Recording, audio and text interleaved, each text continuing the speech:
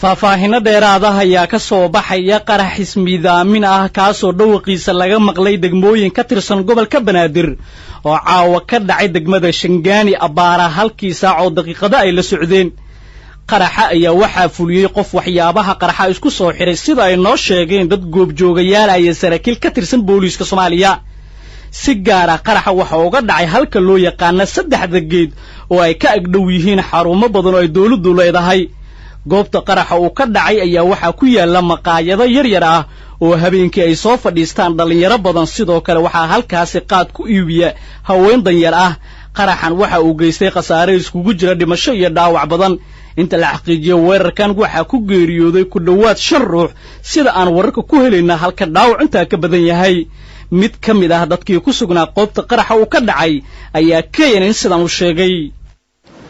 qaraxa wuxuu ka dhacay sida taqaanaan degmada Shangaani gaar ahaan saddexda geed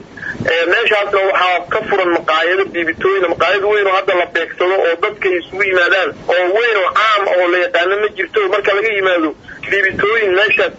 isha ku yaalo oo laba oo naaga ay ku kariyaan shaah marka biibitada mid waxa geeso oo marka dhinacaas ka timaado iyo Maxamed Ali xaqiisa ka timaado naagti shaah ku gadaysa la beegsaday yar ila dhashay oo adeerkeeda waa dhaawac marka tirada guud 4 qof iyo 5 qof la sheegay inay meesha ku dhimatay marka dhaawacana waa kulay way intaas waa ka badan yahay barkii meesha waxa ku kulmay inta badan dhalinyaro u badan rag oo aan hal qof oo dumar ku jirin marka laga reebo gabadha shaah meesha ku gariso marka meeshaas waxa ku wiishay awada ku baabay waxay u badan dhalinyaro gaar ahaan kuwa sportiska ee baroniga ciyaaro ee meesha inta badan ku fadhidiro ayaa meeshaas waxyaalo xoog ka soo gaartay marka annagu igama sheekeynayo waa fadhiin kasto aan ka sii jeeday oo qarax meesha ka dhacay dhinaca doodkayga ay jirtay haddana ilaa iyo waa u jeeday si guud ay wax u dhacayeen inkastoo marka hore aan moodayna baabuur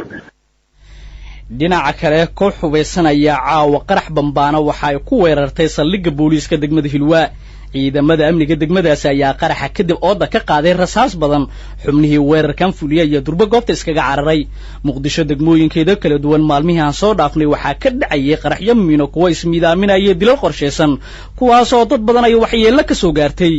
bishii hore aan soo dhaafnay Maarso bilowgeedii waxa qarax ismiidaamin ah gaarina loo adeegsaday lagu weeraray maqaayada Lulyemen ee degmada Xamar Jajab ku taala al-shabaab oo dhacdooyinkan ka hadlay ayaa ku faanay inay dilaan